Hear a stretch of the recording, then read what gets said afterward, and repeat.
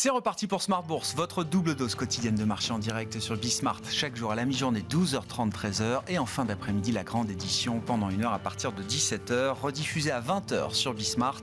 Et que vous retrouvez bien sûr chaque jour en replay sur bismart.fr et en podcast sur l'ensemble de vos plateformes. Au sommaire de cette édition ce soir, la reprise des actions et des actions européennes notamment qui se prolonge aujourd'hui encore après le trou d'air de la semaine passée. Le CAC 40 regagne autour de 1% en cette fin de séance et franchit à nouveau le seuil des 7200 points. Un rebond qui se fait dans une ambiance quand même empreinte de prudence avant la publication d'un chiffre clé demain pour les investisseurs, à savoir le rapport mensuel sur l'inflation aux États-Unis. L'indice des prix à la consommation sera publié demain à 14h30.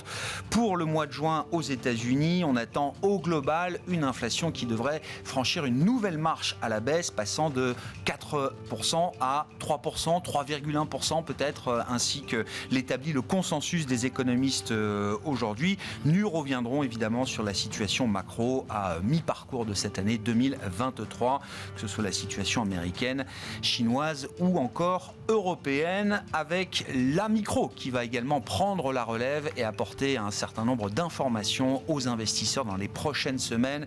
Nous aurons jeudi, je crois, les résultats de PepsiCo aux États-Unis, qui sera un baromètre intéressant en matière de consommation, de produits courants de consommation. Et puis vendredi, le vrai coup d'envoi de la saison de publication des résultats du deuxième trimestre avec les grandes banques américaines qui publieront leurs chiffres sur le trimestre écoulé. Discussion à suivre bien sûr avec nos invités de Planète Marché dans un instant.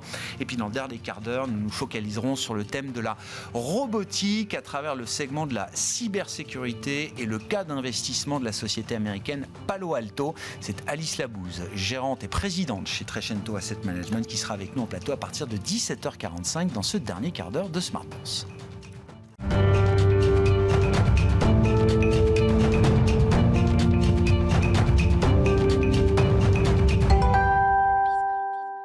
Mais d'abord, tendance mon ami, les infos clés de marché chaque soir en ouverture d'émission avec vous, Alix Nguyen, et les marchés d'actions en Europe notamment qui poursuivent leur reprise aujourd'hui encore. Oui, mais prudence malgré tout avant la publication demain des chiffres de l'inflation de juin aux États-Unis.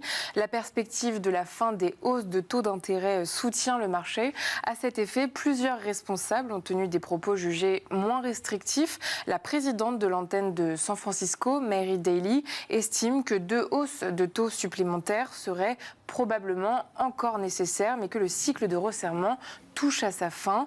On retient aussi je cite, « Je pense que nous sommes proches » des déclarations du vice-président de la Fed, Michael Barr, au sujet de la fin de la remontée des taux. Et puis, comme autre facteur positif pour le marché, on trouve la Chine et l'intensification de son soutien au secteur immobilier. Le yuan s'est renforcé face au dollar. Les investisseurs asiatiques continuent de s'attendre à des mesures plus concrètes de la part de Pékin. À Paris, les valeurs du luxe, LVMH, Kering et Hermès sont en hausse. Même chose pour ArcelorMittal. Du côté des valeurs américaines qui font l'actualité aujourd'hui, Alix, on notera que Bank of America accepte de payer 250 millions de dollars pour une série d'infractions à solder, dont une histoire de commission fictive. Oui, plus exactement, Bank of America a accepté de payer 150 millions de dollars d'amende aux régulateurs américains et plus de 100 millions de dollars aux consommateurs lésés. L'objectif est de régler les accusations selon lesquelles la banque aurait systématiquement facturé 2 fois les frais, retenu les avantages promis pour les cartes de crédit et détourné les informations des clients. Du côté des matières premières, l'or est à un plus haut depuis 3 semaines. Il bénéficie entre autres du soutien d'un dollar faible. Et puis enfin, s'agissant des indicateurs, l'inflation allemande progresse en juin. Sur l'année, les prix à la consommation ont augmenté de 6,8%. Toujours en Allemagne, le sentiment des investisseurs continue de baisser. En juillet, l'indice ZOO s'est établi à moins 14,7. C'est en deçà des attentes. Les investisseurs prévoient une nouvelle détérioration de la situation économique d'ici la fin de l'année. Tendance, mon ami, chaque soir avec vous, Alix Nguyen, le résumé, les infos clés du jour sur les marchés en ouverture de Smart Bourse sur Bismart.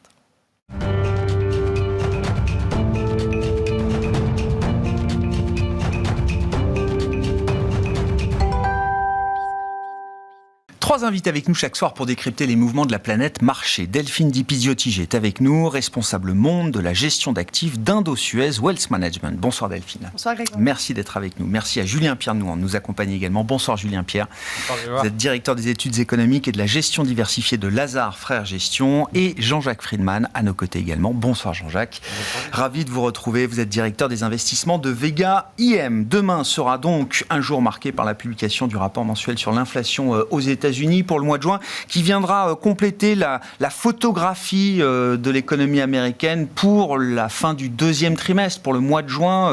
Delphine, si on apporte quelques chiffres pour essayer d'imager cette photo instantanée macro, je retiens qu'on a 3,6% de taux de chômage, ça a été confirmé par le rapport mensuel sur l'emploi en fin de semaine dernière. On a suffisamment d'indicateurs pour avoir une estimation assez fiable quand même du rythme de croissance qu'on a sur l'économie américaine au deuxième trimestre. L'indicateur instantané de la Fed d'Atlanta nous donne 2,3% de croissance trimestrielle annualisée à fin juin au T2 aux États-Unis. Et pour l'inflation, le chiffre sera sans doute autour de 3%. C'est le consensus, ce qu'attend le consensus des économistes. Je me dis quand même, un an après le pic d'inflation, le choc de taux de 500 points de base, c'est quand même une photographie qui n'est pas si mauvaise. C'est vrai. Non mais c'est vrai. Non mais c'est vrai. Ça reste une photo instantanée. Exactement. Mais quand même, c'est pas mal. Un an après le pic d'inflation. Ce qu'il faut voir, c'est qu'est-ce qu'on attendait, et c'est toujours, on regarde toujours le passé et on essaye de prévoir en fonction de ce qu'on connaît dans le passé. Là, quand même, est-ce qu'on est en train d'ajuster? Parce que finalement, les économistes sont toujours en train d'ajuster. C'est qu'on s'est dit que l'impact de la remontée des taux, il serait assez rapide. Au bout de 6 mois, on aurait déjà les impacts. Très rapidement, quand même, les banques centrales ont communiqué en disant probablement ça sera plutôt 18 mois, enfin 1 an, 18 mois, voire 2 ans avant d'avoir cet impact de taux. Pourquoi on aura plus tard cet impact de taux? Et c'est notre vue depuis le début de l'année. Depuis le début de l'année, on était plutôt sur un no landing sur l'année 2023. On était vraiment en décalage avec les prévisions macroéconomiques. Pourquoi? Parce que faut quand même se souvenir qu'en 2020, les États-Unis, ils ont quand même mis 26% du PIB sur la table pour relancer l'économie. Enfin, 26% du PIB. Ouais. Donc, alors, heureusement qu'on n'a pas l'effet tout de suite, parce que ça serait quand même catastrophique. On pourrait vraiment se poser des questions, et la crise qui nous attendrait serait vraiment très importante. Donc, heureusement que le consommateur, avec cette relance fiscale quand même extraordinaire... Purger une injection de 26% du PIB, ça peut prendre un peu plus de temps que 6 mois, quoi. Exactement. Alors, c'est un peu moins pour l'Europe, c'est la moitié moins en moyenne. Mais malgré tout, ça a été une relance extraordinaire, parce qu'on est quand même passé à côté de quelque chose qui était une crise potentiellement assez énorme. Donc, on a relancé.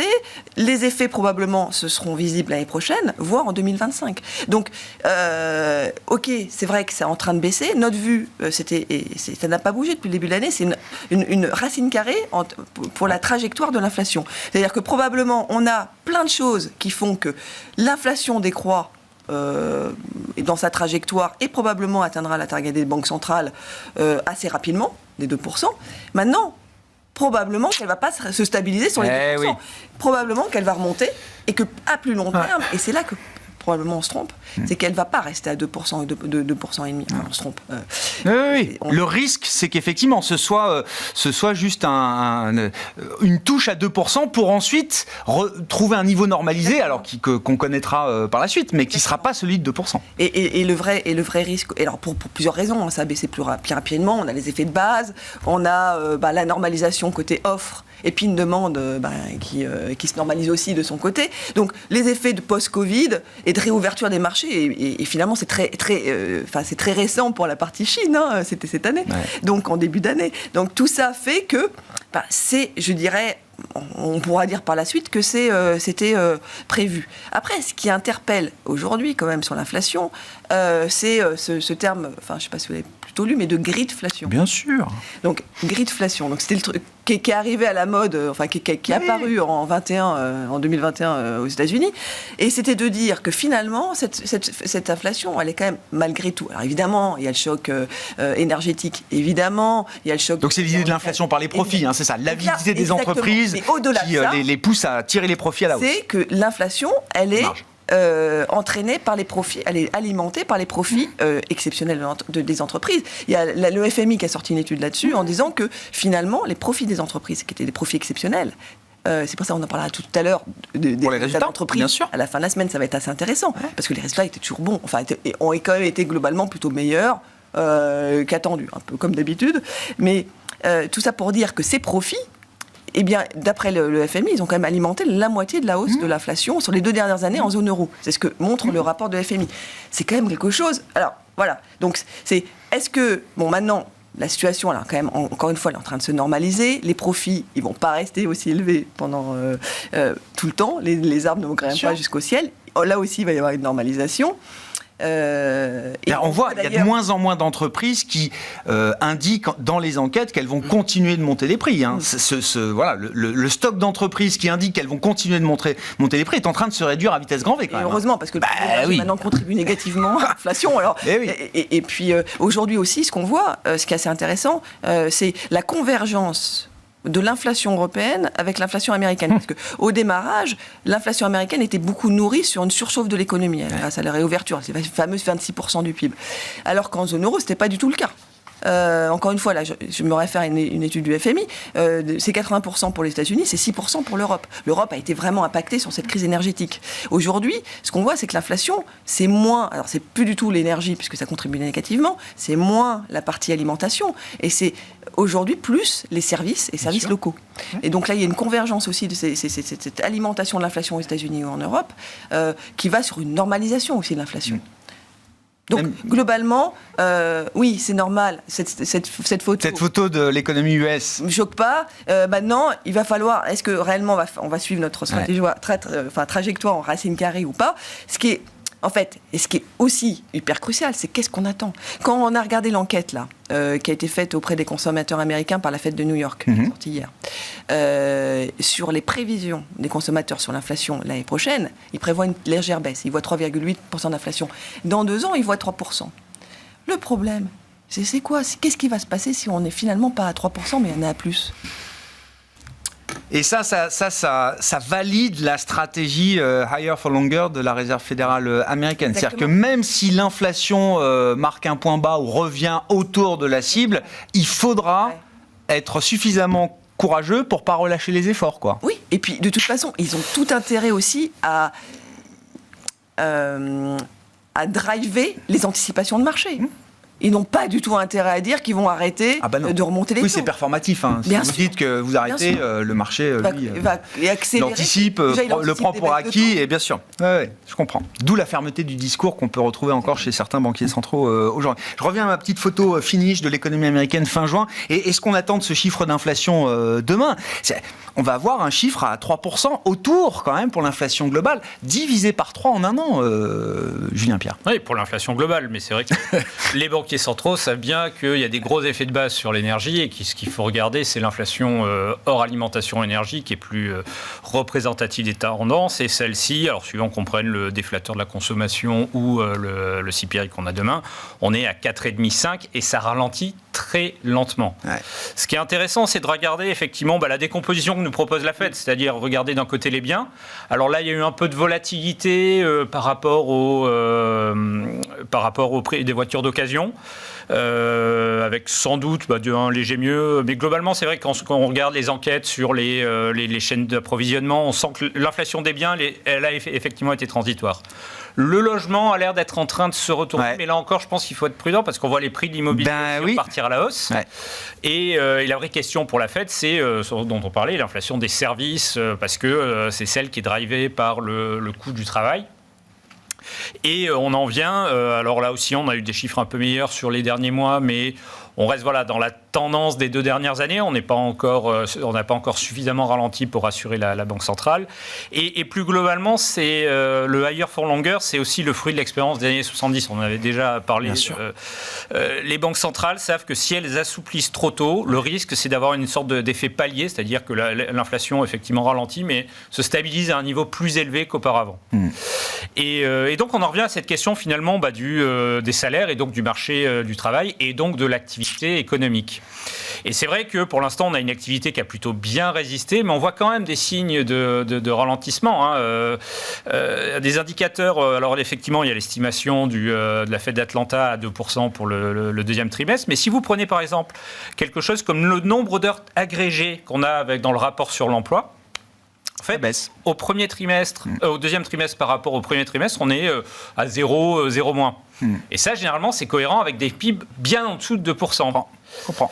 Le nombre d'heures travaillées ne progresse plus. Voilà, vous regardez le profil de la consommation depuis le début de l'année. On avait eu un mois de janvier exceptionnel parce que tous les paiements indexés avaient été réajustés. Février, 0 moins. Mars, 0 moins. Avril, on était à plus 0,5 sur la première estimation, on est à plus 0,2. Mai, 0 moins. Donc on va voir les ventes au détail là pour le mois de juin, mais on sent que, et sachant que sur cette période, le consommateur a bénéficié encore de cette surépargne Bien sûr. et de faits bénéfiques au niveau des prix de l'énergie. Donc voilà, on sent que ce resserrement monétaire, il produit petit à petit ses effets. Il ne faut pas oublier les banquiers centraux disent souvent 12-18 mois pour les effets. Il y a 12 mois, on était en dessous de 2% aux US. Il y a 12 mois, on était en taux négatif en Europe. Donc le gros des effets du resserrement monétaire, il sera sans doute plutôt sur la deuxième partie de l'année. Ouais. Autrement dit, ça veut dire que le pic des taux réels positifs aux États-Unis, sous certaines mesures, on a déjà des taux réels positifs aux États-Unis, mais le pic est encore à venir.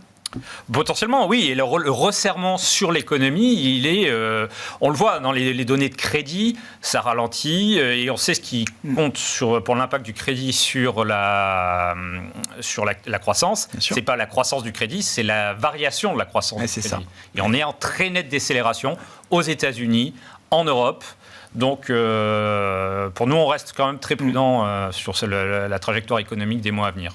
Certains opposent face à cette question de l'impulsion de crédit, comme vous dites, opposent le fait que le bilan des ménages est encore très solide, avec encore un peu de stock d'épargne excessive. BofA nous dit qu'il faut peut-être encore 9-10 mois pour solder l'excès d'épargne, si vraiment c'est encore de l'épargne excessive stockée par les Américains, au rythme de consommation historique. Il y a peut-être encore des mois de consommation devant nous, en tout cas de maintien du consommateur. Et puis les entreprises aussi sont cash-rich, avec des bilans, et beaucoup d'entreprises n'ont pas forcément de besoin de refinancement énorme aujourd'hui.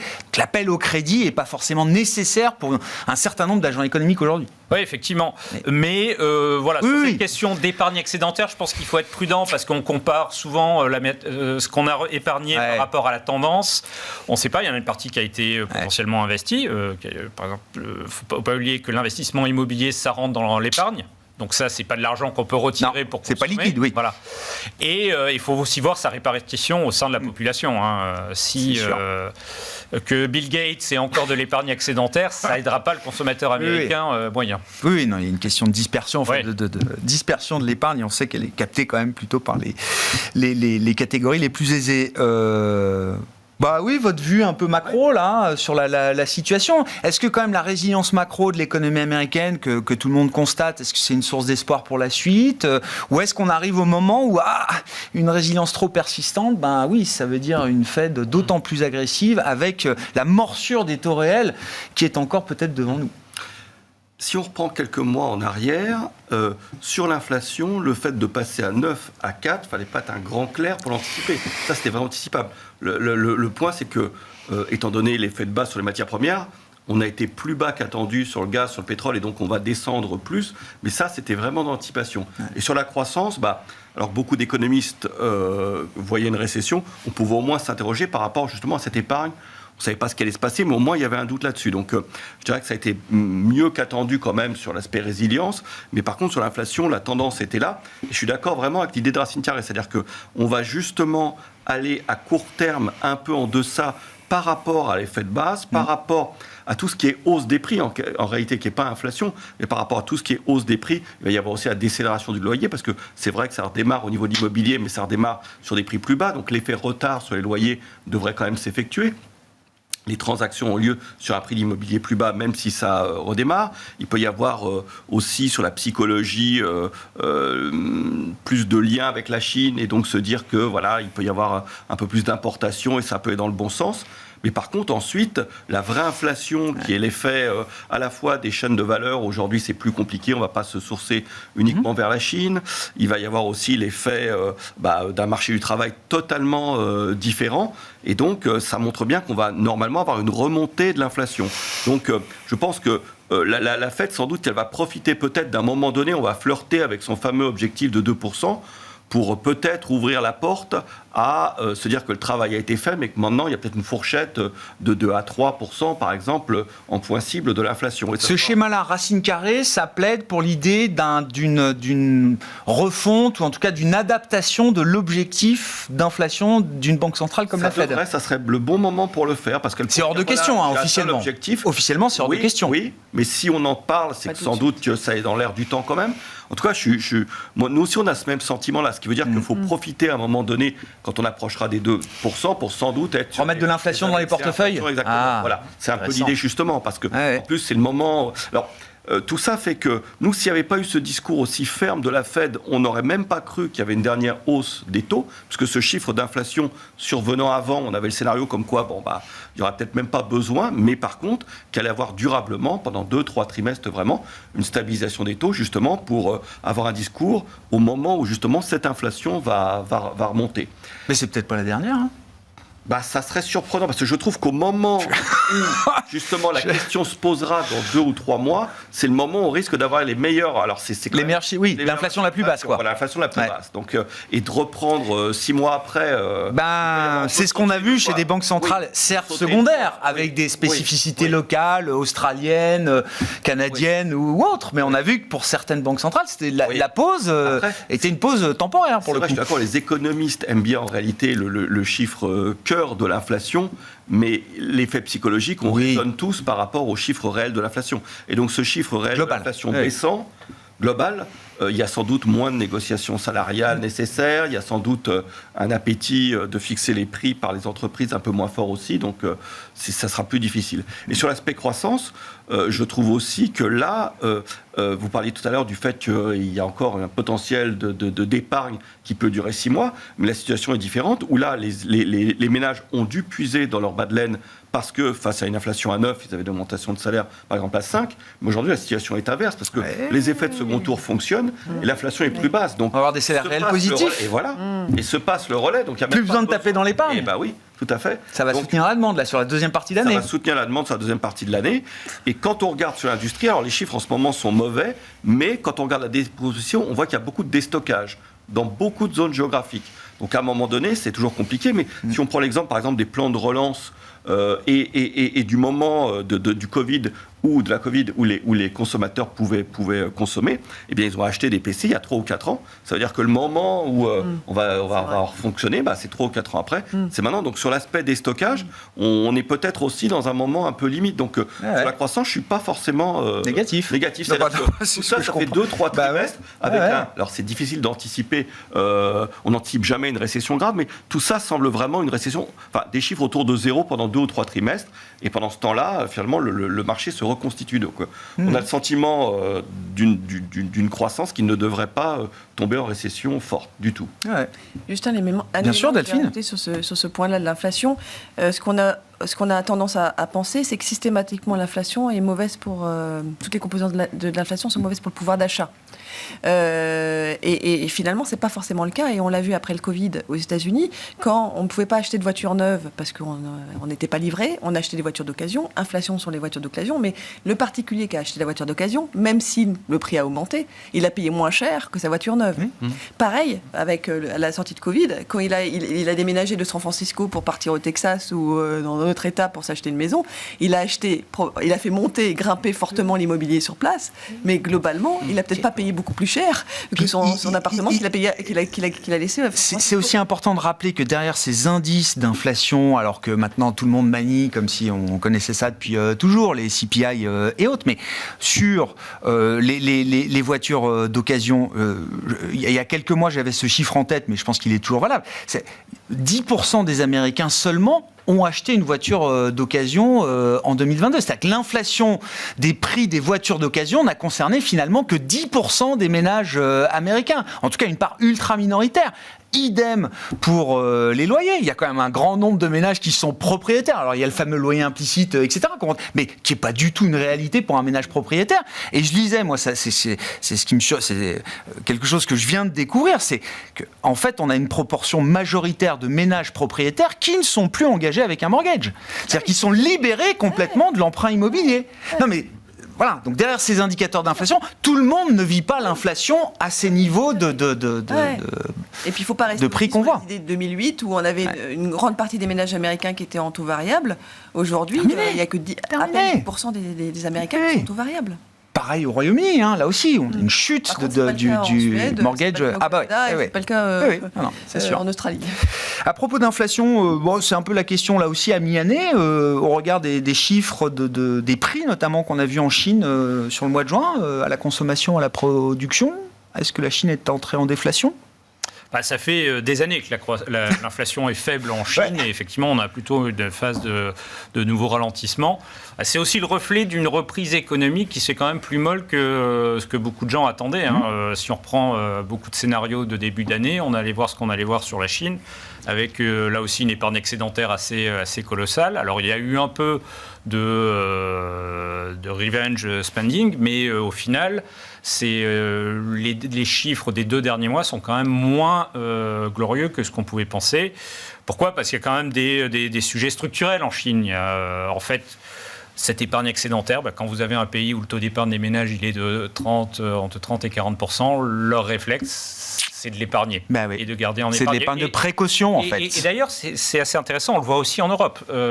France, on est quasiment à 20%. Le taux d'épargne moyen dans la zone euro, il est encore supérieur au niveau de pré-Covid. On n'est pas du tout comme aux États-Unis. Et d'ailleurs, ça, sur les États-Unis, je pense que c'est quelque chose qui constitue aussi un risque, c'est que le taux d'épargne aujourd'hui, il est à 4,5. Il était à 7,5, 8 avant le Covid. Donc, parce que les gens puisent dans cette épargne. Mais ça risque de se retourner à un moment. Et pour revenir sur la Chine, on sait que l'immobilier reste un sujet important et qui, pour l'instant, ne trouve pas de solution, et parce que ça demande sans doute des réformes très structurelles que le gouvernement n'est pas encore prêt à faire. Donc, une crise immobilière sur la taille d'un marché comme le marché immobilier chinois, ça pèse pendant des années ? Et certains commencent à parler de l'exemple du Japon pour la Chine. C'est un chiffre qui m'a frappé récemment. L'IIF qui calcule les agrégats de dette. L'Institut international de la finance, c'est ça ? Calcule des agrégats de dette pour toutes les principales économies. Les dernières données montraient que le ratio total de dette de la Chine rapporté au PIB est maintenant supérieur à celui des États-Unis. Alors, public et privé, Oui, public et privé. Alors qu'il y a une quinzaine d'années, c'était la moitié. On sait, historiquement, lorsqu'on regarde l'histoire économique, que ce genre d'accumulation longue et importante d'endettement, c'est jamais très sain. C'est la deadflation, quoi. Et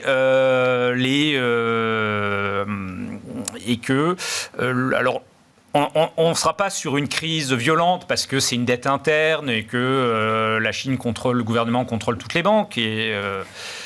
Mais c'est un vrai enjeu sur le potentiel de croissance de la Chine sur les prochaines années. Et ça obère les capacités de relance du gouvernement et des autorités chinoises. Oui, parce que les collectivités locales sont déjà très endettées. En plus, leurs recettes étaient pour l'essentiel indexées sur l'immobilier. Donc, oui, c'est compliqué, sans doute. Quelles sont les informations que les entreprises vont nous apporter une fois qu'on a fait ce petit tour d'horizon macro rapide, Jean-Jacques? Ça va être l'enjeu là, des prochains jours et des prochaines semaines. Quel type d'informations on attend? Quels sont les points d'attention qu'on a envie de mettre en avant? Est-ce qu'on continue au niveau des entreprises à avoir ce pouvoir de fixation des marges? Sans doute. On voit bien que les résultats sont un peu orientés. Donc on a l'impression que par rapport au moins 6 attendu sur les résultats, une fois de plus, on ira peut-être vers moins 2, notamment aux États-Unis, que c'est assez piloté. Ce qui est intéressant, c'est que par rapport aussi, on parlait tout à l'heure du fait des effets aussi positifs de l'inflation. Un des effets positifs, c'est que c'est toujours aussi favorable aux entreprises parce qu'il y a une forme d'illusion monétaire. C'est-à-dire que si vous avez d'inflation, vous avez quand même des salariés qui demandent de 2,5. Si vous avez 5 d'inflation, il y a un peu une illusion monétaire. Les salariés disent 3-4 ça va. Oui, c'est ça fondamentalement. Illusion nominale, oui, c'est ça. Oui. Monétaire, donc. Voilà, donc je pense que le marché sera sensible à ça. Je ne suis pas sûr que ça soit c'est l'élément qui peut calmer le fait que le marché a réussi finalement à faire le gros dos pour le marché action au moment où il y a eu vraiment un changement de perception sur l'évolution des taux aux États-Unis. C'est-à-dire qu'il y avait encore l'idée que les taux courts allaient baisser dernièrement au cours du second semestre. Et là, le marché a totalement changé. Et malgré ce changement... On est revenu sur des sommets. La semaine dernière, c'était la semaine des 2 ans, là, c'est ça? Enfin, des taux à 2 ans. On a franchi ou retrouvé les sommets sur les taux à 2 ans américains, allemands, britanniques. On a explosé les records d'octobre dernier. Et c'est ça. Ça souffre aussi sur le long par nécessité. Donc, le marché a réussi quand même à faire le gros dos par rapport à ce basculement très important où les taux, le futur baisse des taux a été repoussé pratiquement de 2 trimestres. Ouais. Donc là, le marché a été assez costaud pour ça. Pour encaisser ça. Voilà. Je ne pense pas que ça soit l'élément déterminant sur les marges. Alors, il y aura un discours, mais je ne pense pas que le marché va se focaliser particulièrement sur les résultats. Non, mais est-ce qu'on va retrouver, je sais pas, la déception macro-chinoise? Est-ce que ça va se retrouver déjà dans les résultats de certaines entreprises, au moins dans le discours? Ça se retrouve déjà, par exemple, dans les différences de croissance qui existent au niveau européen. C'est-à-dire qu'au niveau du chômage, on est dans une situation classique avec un taux de chômage inférieur à 3 en Allemagne, supérieur à 10-12 dans les pays du Sud. Mais quand on regarde la croissance européenne, on a vu que c'était totalement inversé, avec encore une fois une France au milieu, des services qui fonctionnent, donc c'est l'Europe du Sud qui, elle, avoisinait les deux, et une Allemagne à 0, à la fois par rapport à son commerce extérieur avec la Chine, qui est mise à mal par la faiblesse de la relance chinoise, et peut-être aussi par rapport à des changements. Alors le changement symptomatique, c'est sur le véhicule électrique, par exemple, où auparavant, une Chine qui se tenait un peu mieux, c'était un peu plus d'exportation des voitures allemandes vers la Chine. Aujourd'hui, on voit qu'il y a en plus une transformation, donc... je suis un peu plus confiant sur les biens d'équipement, mais on voit qu'il y a aussi des transformations. Donc l'Allemagne qui souffre, c'est aussi cette Chine. Voilà. Après, c'est vrai que la Chine aura des mesures techniques particulières sans doute et ne peut pas avoir les mêmes niveaux de relance qu'auparavant.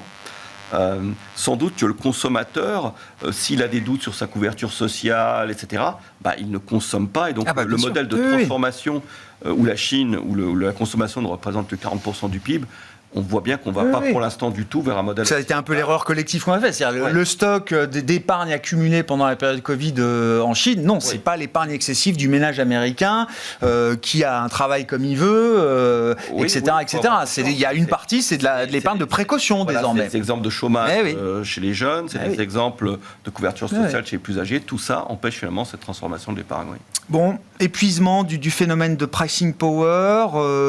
Il faut valider aussi l'IA quand même. Il y a eu beaucoup d'attentes sur l'IA. Non, sur les résultats des entreprises qui arrivent là, dans cette saison de publication. Alors, il y a les banques aussi, avec l'histoire du crédit. Où est-ce qu'on a du resserrement de crédit, des provisions, des pertes sur crédit? Effectivement, ça, on aura peut-être quelques réponses avec les banques américaines ce vendredi. Je trouve qu'il y a des enjeux sur cette saison. Oui, tout à fait. Sur les banques américaines, ça va être d'autant plus intéressant suite au stress test. Et puis, et de la pression dans laquelle elles se trouvent aujourd'hui, surtout les petites banques. On a les premières qui vont publier, enfin les grandes banques à la fin de la semaine. Donc, ça sera intéressant de voir ces premiers résultats et de voir si réellement, parce que malgré tout, cet environnement de taux élevés, il est quand même favorable aux banques. Sur les taux de dépôt qui sont rémunérés aujourd'hui. Qui ne sont pas rémunérés, justement, c'est bien le problème. Voilà, qui sont rémunérés pour la banque, pour le coup, et pas forcément pour oui, c'est ça. Pour le oui, mais ça peut pas durer, ça. Ça ne peut pas durer. C'est pour ça qu'on voit déjà. On voit bien ce que ça génère comme fuite vers le cash et le monétaire. Oui, ils sont bien obligés quand même de... Bien sûr. Ou du dépôt à terme, qui permet pour le coup d'être rémunéré. Et puis on voit des produits qui sont intéressants aujourd'hui pour le consommateur, que ce soit des produits, des produits structurés, garantis. Mais ça permet de maintenir la marge d'intérêt pour les banques quand même. Oui, voilà. D'accord. Bien sûr. Parce que malgré tout, quand on propose un produit structuré, évidemment la banque gagne sur le produit structuré. Mais le client, il a une visibilité sur le rendement et puis aussi une garantie implicite. Donc il est prêt à payer des commissions, quoi. Oui, non, mais ça lui offre aujourd'hui un surplus de rendement par rapport au monétaire. Quand le monétaire apporte 3 ou 3,5%, son produit structuré garanti va lui rapporter 4%. Donc c'est sûr qu'on est dans un environnement quand même qui est globalement plutôt favorable aux banques dans cette remontée des taux. Donc normalement, les résultats devraient être plutôt a priori. Modulo le risque de crédit, modulo les risques de défaut, modulo... Modulo évidemment. Oui, non mais c'est ça qu'on a envie de voir là. Mais Bon, c'est pour ça que ça va être intéressant. Ouais. Ces résultats vont être intéressants. Après, ce qui va être aussi intéressant, c'est sur le secteur du luxe. Et on en a parlé, donc, parce qu'on sortit quand même des résultats extraordinaires au premier trimestre. Donc, on va voir si ça continue au deuxième trimestre, avec ce ralentissement, évidemment, en Chine qui apparaît. Et puis, dans la continuité de ça, c'est de voir quel est l'impact aussi des événements qu'on a eu en France. On ne va pas le voir sur les résultats du deuxième trimestre, mais probablement au troisième trimestre, sur quand il y a la Chine qui est quand même les Chinois qui commençaient, le tourisme chinois qui a commencé à revenir en Europe timidement, est-ce que finalement ça va s'accélérer ou pas avec les événements qu'on a eu en France qui a un peu refroidi la Chine et le mot d'ordre de faire attention à certains pays dont la France qui n'est pas nouveau, qui n'est pas nouveau, mais qui se renforce un peu plus à chaque fois. De voir si est-ce que le trend se continue ou est-ce qu'il y a une petite inflexion, ça va être intéressant. Ouais. Je voyais qu'il y avait des signaux un peu négatifs dans les parcs Disney, mais au niveau global. C'était pas aussi plein que ce que Disney pouvait attendre. Voilà. Non, mais il y a des petits indicateurs comme ça, ici et là, que le loisir est pas... Voilà, il y a des arbitrages aussi qui commencent à se mettre en place clair. de ce moment-là. Jean-Jacques ? Non, juste pour les banques, les produits structurés, ça concerne la banque privée. Le reste, par rapport au potentiel d'appréciation des banques européennes, ce qui était très étonnant, c'est quand les taux venaient de 10 et passaient par 3, personne ne pensait les particuliers ne plaçaient pas leur argent. Là, il y a les particuliers qui réclament de nouveaux déplacements. Et le gros, c'est quand même des placements sur des comptes à terme bien rémunérés qui obèrent quand même la rentabilité potentielle des banques. Oui, Ouais, puis livrer à 4% peut-être demain. Donc la concurrence, elle est quand même sérieuse pour les produits bancaires. Comptes à terme, des obligations. Ouais. Parce que finalement... Pour des liquidités, ils lèvent. Ouais. Et malgré tout, des produits structurés, y compris pour le retail. Quel est votre état d'esprit et la vue que vous avez sur ces résultats qui arrivent ? Qu'est-ce qui va vous intéresser, Julien Pierre ? Effectivement, on a eu une période un peu exceptionnelle où les entreprises ont réussi à générer une croissance très forte des résultats.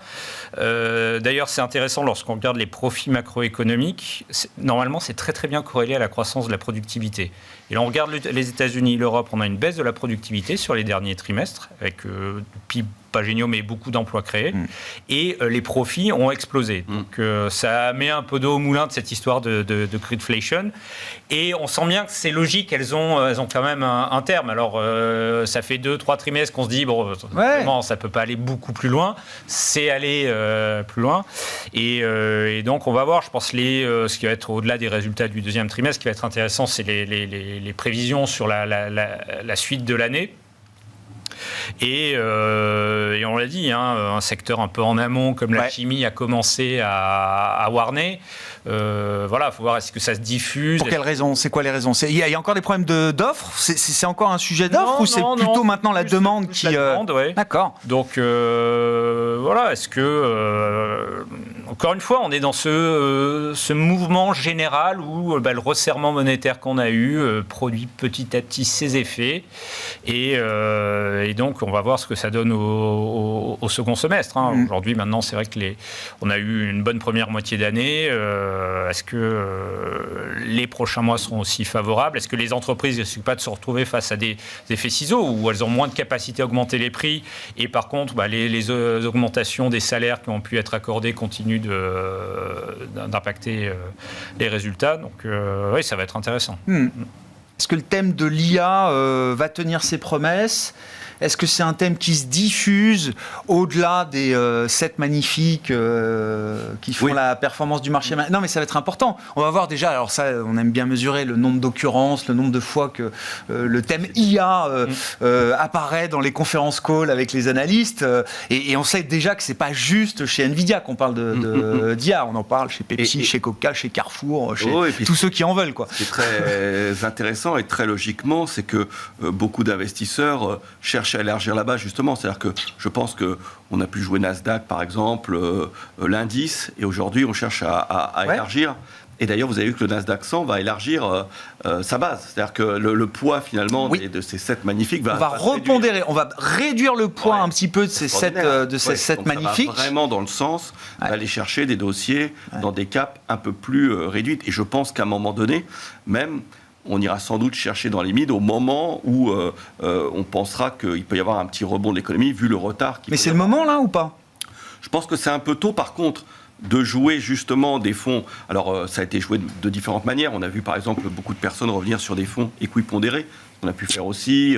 Ça paraît très, très logique. En juin, on a vu ces indices equal weight, équipondérés, S&P rattraper un peu. Oui. Non, mais sur un mois, sur quelques semaines. Ça semble vraiment la logique de l'histoire aussi, en effet. C'est-à-dire que c'est de se dire par rapport à ça, le thème reste toujours valable. Qu'est-ce qui n'est pas très loin et un peu au second degré que je peux acheter et qui peut aller dans le même sens. Et ça sera dans le même secteur, mais oui, là, je crois. Ouais. Après, il y a eu beaucoup d'études qui ont été faites, notamment par rapport, sans doute, au salaire, à la part des salaires, au pourcentage des salaires, l'importance des salaires dans la valeur ajoutée, finalement, d'un secteur ou d'une entreprise. Donc, plus c'est élevé, plus les ingénieurs, par exemple, sur place, ont la capacité de sous-traiter et de faire appel à l'IA plutôt qu'à des collègues. Et donc, normalement, ça devrait améliorer la productivité. Donc, là, oui, je pense que c'est un thème vraiment durable et qui favorise les États-Unis davantage que l'Europe, oui. Bon, au global, on reste constructif? C'est ce que j'entends. Oui, c'est ce que je crois comprendre dans le discours. Oui, parce que pas de miracle à attendre, je pense, au niveau des résultats, mais sur les taux, il y a encore, je pense, quelques mois qui peuvent être favorables et le marché se projette plus loin. Et donc, ce qui est intéressant dans cette phase, c'est que généralement, dans ces phases qui précèdent un futur mouvement de baisse des taux, la certitude, c'est qu'il y aura baisse des taux. L'incertitude, c'est est-ce que c'est récession ou est-ce que c'est ralentissement ? Et si c'est vraiment récession, là, la récession emporte la baisse des taux. Mais si c'est juste ralentissement, souvent, l'aspect baisse des taux est plus important. Et le marché, dans ces phases-là, se focalise plutôt sur l'élément de certitude qui est quand même le futur mouvement de baisse des taux, avec l'idée d'une croissance où, pour l'instant, on ne voit pas d'élément de récession à venir. Donc, oui. Bon. Positionnement, équilibre des allocations, là, qu'est-ce qui bouge, qu'est-ce qu'on garde, à quoi on réfléchit en matière de coup d'après, en matière d'investissement, Delphine? On reste plutôt constructif sur la partie action, et on profite de la volatilité qui est très basse pour protéger les portefeuilles. D'accord. Donc acheter des puts aujourd'hui, ça coûte pas très cher. Peut-être que ça servira pas. Mais on préfère ne pas réduire l'exposition cash, je comprends. Donc ça va être plutôt une stratégie. La stratégie sur les portefeuilles les plus prudents, elle est différente. Là, on a plutôt changé la composition des portefeuilles prudents pour augmenter la partie obligataire, qui apporte énormément de carry, de visibilité sur le rendement, en prenant moins de risques finalement dans l'ensemble. Donc ça, c'est un vrai travail de fonds structurels, d'adaptation en fonction des marchés. Et puis voilà, dans les secteurs, nous on aime bien toujours l'immobilier coté. Aujourd'hui, ça rebondit depuis quelques jours, mais globalement, après 50% de baisse par rapport au plus haut, à un moment donné, ça semble intéressant d'investir parce que, encore une fois, quand l'inflation a touché son pic et puis qu'elle se réduit, mais qu'elle reste élevée, ça doit être le meilleur secteur qui performe. Donc ça, on continue à être vraiment convaincus. J'entends. C'est intéressant. C'est un play anti-inflation quand même. Voilà. L'indexation des loyers, etc. Exactement. On l'a beaucoup raconté, mais quand l'inflation est à 10%, c'est un choc violent, notamment pour les groupes endettés. Mais derrière, vous dites, si le régime d'inflation est un peu plus élevé, normalement, c'est des bonnes protections contre l'inflation. D'accord. Quand elle reste élevée, mais qu'elle décélère, globalement. Et ce qui est intéressant aussi, c'est que peut-être que la fonction de réaction du marché aujourd'hui, elle n'est pas complètement directe par rapport à ce qu'on a pu voir aussi dans le passé, parce que finalement, quand on est dans le marché et qu'on a moins de 15 ans d'expérience, on n'a pas connu ces expériences de taux d'intérêt élevés, durablement, et même si à l'époque c'était pas des inflations comme les années 80, on était quand même plutôt dans un environnement de taux quand même, beaucoup plus élevé que ce qu'on a connu ces 15 dernières années. Donc là, avec une stérilisation des taux, avec des taux à quasiment zéro pendant 15 ans, on a quand même on rechange complètement de mode d'environnement, de paradigme, et on a toute une partie des investisseurs qui doivent se réadapter à ça. Donc bon, globalement, tout ça pour dire que sinon sur la partie géographique, on reste quand même investi aujourd'hui sur la partie émergente, sur la partie obligations émergentes qui performe très bien depuis le début de l'année. Là, on a été très positionnés. Il y a des marges de manœuvre là, oui. Voilà. Ouais. Oui, parce qu'ils sont en avance de phase. Oui, bien sûr. Sont en avance de phase. Très différent des cycles précédents. avance sûr. et ils baisseront les taux. Ouais. Ils commencent à baisser les taux beaucoup plus en avance que la Fed et puis la BCE. Et enfin, sur la partie action, on reste investi sur l'Asie, notamment sur la Chine, même si pour l'instant c'est un peu déceptif. Oui.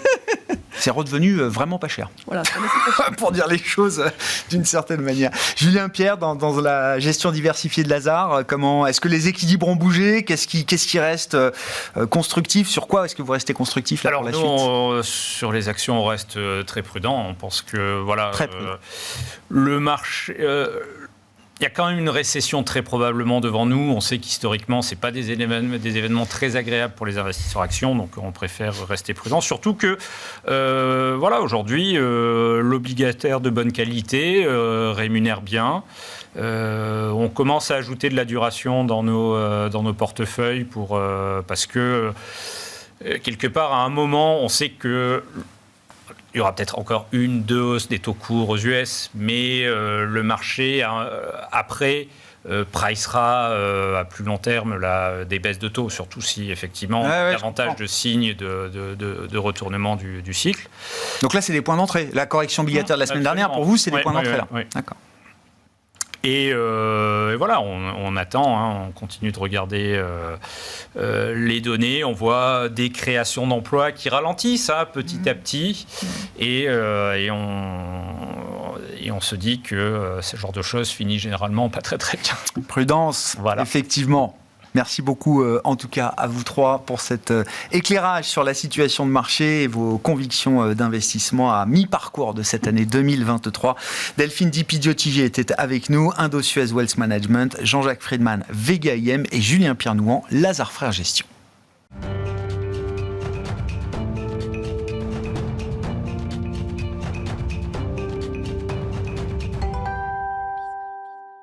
Le dernier quart d'heure de Smart Bourse chaque soir, c'est le quart d'heure thématique. Le thème ce soir est un vaste thème d'investissement qui est celui de la robotique et nous allons nous focaliser sur un cas d'investissement spécifique, celui de la société américaine Palo Alto, avec Alice Labouze à mes côtés en plateau, présidente de Trecento Asset Management. Bonsoir Alice. Bonsoir Grégoire. Merci beaucoup d'être là. Bon, la robotique, c'est une des deux grandes thématiques que vous gérez chez Trecento Asset Management. Il y a la santé et la robotique, les deux d'ailleurs n'étant pas totalement imperméable. Il y a de la robotique dans la santé, je crois. C'est pas le sujet qui nous occupe aujourd'hui. La verticale qui nous intéresse, c'est donc le domaine de la cybersécurité avec le cas d'investissement de la société américaine Palo Alto. Exactement. Alors en 2015, quand j'ai créé mon fonds sur la robotique et l'intelligence artificielle, je voulais de la cybersécurité en me disant il va y avoir de plus en plus d'objets connectés, l'intelligence artificielle va se développer, il faut absolument qu'on puisse avoir de la sécurité. Et à l'époque, impossible de trouver une société cotée sur les marchés parce que tout était dans... C'était pas investissable. Ben non, c'était quasiment impossible. Alors heureusement, les temps ont changé. Évidemment, la cote a grandi en matière de robotique et d'intelligence artificielle. Et vous avez un certain nombre d'acteurs de premier plan, évidemment, qui se sont développés à mesure où l'IA et la robotisation et les objets connectés se sont développés. Et aujourd'hui, on a choisi Palo Alto, une société américaine de taille quand même importante. Ah bah c'est déjà un poids lourd, oui. Ah bah oui, 70 milliards d'euros. Alors si on le veut en dollars, ça fait 75 milliards de dollars, ce qui est quand même une sacrée société, avec des très belles performances depuis son introduction en bourse. Ça s'est introduit en bourse en 2012 et à 42 $ par action. Et aujourd'hui, on est à 208 ou 247 $ même. Alors la petite histoire, parce que vous savez que moi j'aime bien les petites histoires d'entrepreneurs, j'en suis une moi-même, c'est vraiment un garçon qui s'appelle Nir Zouk, un peu comme Zuckerberg, mais juste le diminutif, donc qui est israélo-américain, qui lui avait travaillé, un ingénieur qui avait travaillé dans la cybersécurité dans des très grosses entreprises. Il a décidé de créer sa propre société et surtout de créer un des premiers pare-feu absolument hors norme, puisque c'est un système en fait qui est interopérable et qui fonctionne dans tout ce qu'on appelle les clouds publics. Alors ça peut paraître un peu compliqué, mais vous savez que des gens comme Amazon, Google, Microsoft ont développé des offres pour les entreprises, pour le cloud, pour héberger toutes les données et pour faire fonctionner les entreprises avec le cloud. Et bien en fait, lui, il a trouvé une solution vraiment qui couvre tous les besoins d'une entreprise en matière de cybersécurité. Et c'est là où il a vraiment fait la différence parce que jusqu'à présent, en fait, il fallait réussir à... on était obligé en fait d'avoir du matériel dans les bureaux. On était obligé de vérifier toute la chaîne, c'est-à-dire que vous aviez dans un bureau puis dans un autre bureau, vérifier qu'il n'y avait pas de problème avec l'imprimante, avec tout ce qui était les objets connectés, même dites de de fin de chaîne. Et ben lui, il a créé une solution qui permet jusqu'à l'imprimante, si vous voulez, qui est connectée sur votre réseau, d'avoir un système de sécurité. Et même pour aller plus loin, d'abord il a acheté plein d'entreprises, il a acheté une quinzaine d'entreprises, en quelques sacré années. build-up, ouais. Assez impressionnant. Donc à chaque fois, évidemment, comme il a son parc client très important, il impulse des nouveaux savoir-faire et donc en fait, il facture encore plus ses clients sur de nouvelles opportunités. On sait qu'il y a de plus en plus d'attaques de cybersécurité et que en fait, ils vont très vite. C'est intéressant ce risque cyber parce que beaucoup d'économistes, de banquiers centraux signalent que c'est un risque au moins aussi important peut-être que le risque climatique du point de vue des entreprises, de l'activité économique. Et on n'a pas l'impression que ce soit un risque au niveau des conseils d'administration et des COMEX qui soit encore pris aussi au sérieux que ce qui devrait être. Imaginez le jour où la banque centrale américaine fait l'objet d'une cyberattaque. On l'a eu sur des hôpitaux, etc. À chaque fois, ça fait les gros titres. Ou une entreprise également se retrouve avec toutes ces données inaccessibles contre des rançons. Imaginez le jour où, si ça arrive, j'en sais rien, mais si on aura des puces dans le cerveau, puisqu'il y en a qui le développent, et que quelqu'un pourra prendre le contrôle sur un pacemaker ou sur une puce que vous avez dans le cerveau, très clairement, en fait, il vaut mieux investir maintenant pour les entreprises, même si ça coûte de l'argent, plutôt que de se retrouver dans une situation à la merci en fait de hackers qui eux vont de plus en plus vite. Et c'est pour ça qu'en fait cette société Palo Alto a développé des solutions d'intelligence artificielle et de deep learning pour créer leur propre scénario de cyberattaque et se préparer constamment aux grands changements en fait sur ce marché qui évolue à vitesse grand V. Ils sont le positionnement et là où les solutions qu'ils ont créées, est-ce que ça rend le caractère de Palo Alto unique, parce que comme dans les semi-conducteurs ou comme dans la tech en général, dans la cybersécurité, on sait qu'il y a des spécialités, des domaines d'expertise spécifiques, il y a des positionnements dans la chaîne de valeur qui peuvent être très différents d'une société à l'autre. Là, est-ce qu'ils ont des concurrents dans le domaine dans lequel ils exercent justement leurs solutions ? Alors oui, bien sûr, maintenant ils ont des concurrents. En fait, avec une société qui s'appelle Fortinet, ils sont vraiment deux à être un peu leaders sur le cloud public et sur l'interopérabilité, à avoir une offre vraiment colossale.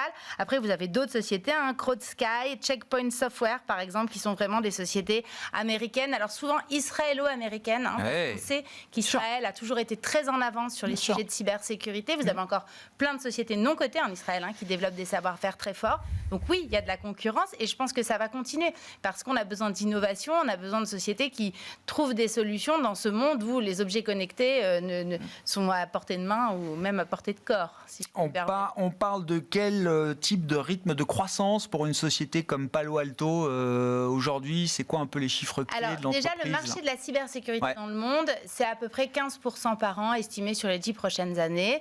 Palo Alto, c'est plutôt jusqu'à présent autour de 30% par an. Et là, la croissance du cloud, en fait. Ça, c'est la croissance qu'on voit dans les services cloud de Microsoft, d'Amazon, etc. Donc c'est précisément ça. Là, on imagine à peu près autour de 20% par an, à la fois en croissance organique, donc des nouveaux clients, et à la fois en acquisition, donc ce qu'on appelle la croissance externe, qui permet de faire du nouveau business.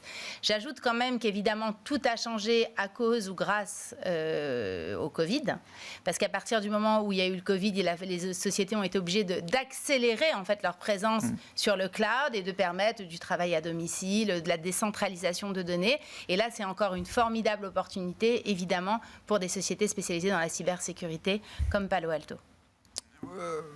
Quand on a vu le Nasdaq reprendre 40% en 6 mois, ce qui fait peut-être une séquence historique en termes d'intensité de hausse pour l'indice des grandes valeurs technologiques américaines, j'ai comparé, j'ai regardé, évidemment c'est plus 75% Palo Alto depuis le début de l'année, 75 milliards de market cap. Qu'est-ce qui est intégré à ces niveaux de prix et de valorisation de la société? Alors j'ai même pas regardé le PE parce que je sais même pas si c'est sain de le faire, ça doit être délirant. Non mais c'est normal, mais comment on évalue justement la valorisation d'une entreprise à ce stade et comment on jauge du potentiel encore d'une entreprise comme celle-là sur le plan de l'investissement boursier? Je pense qu'il y a deux approches. Il y a le fondamental dont vous parliez, il y a la question de la valorisation. Donc on va quand même la donner, on va oser la donner. Donc en valeur d'entreprise sur chiffre d'affaires, c'est 9 fois.